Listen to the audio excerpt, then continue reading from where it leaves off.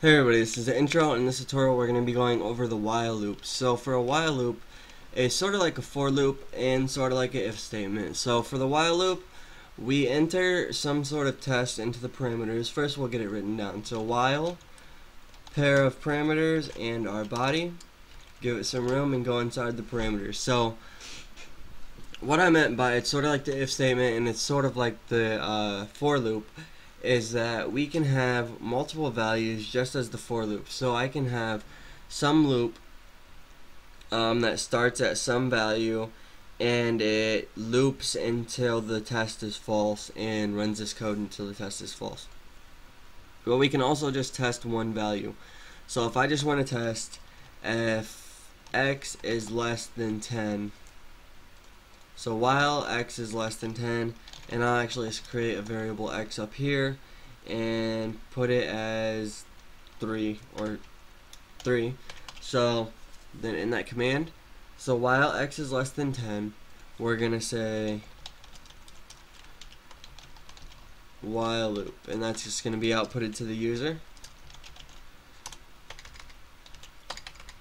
Okay, and next what we're gonna do is we see that there's again a need for an incrementer. As you've seen in the for loop, there's a need to increment this value of x so that this while loop eventually will end, because look what happens if I just click build and run.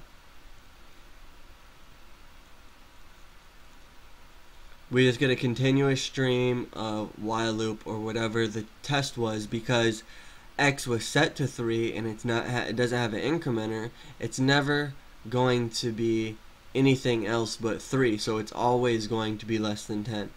So to stop this from running, we can just click Control C, close it out, and add an incrementer to this. So I want to add the incrementer, and instead of adding it in our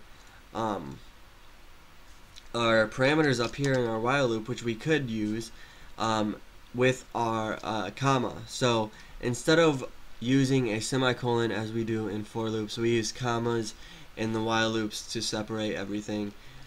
So we could just say x plus plus right here, but another quick way to do it is to just put it in the body of the code. So I can just put x plus plus, remember it's case sensitive, and that x plus plus equals x plus 1. So while x is less than 10, and we gave it an incrementer, so every time this loop runs, it will then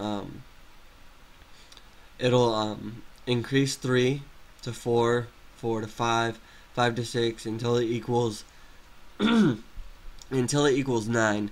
It won't reach 10 because it has to be less than 10 for it to be true and for this code to run.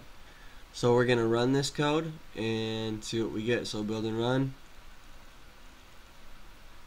And there we go. So 3 was incremented until it was less than 10, which is 9, and then it stopped. We could also say it's less than 100. Build and run it again. And there we go. We get 100 of the statements that were inside of the while loop's body. And that's how we run a while loop. So we can run any type of test in here, and it will run until that test is false. And the next video we'll be talking about do while loops, which are just sort of the same as while loops, but have a little perks to them and sometimes can be easier to use in certain places. So thank you for watching. Please subscribe and like the video, and I'll see you next time.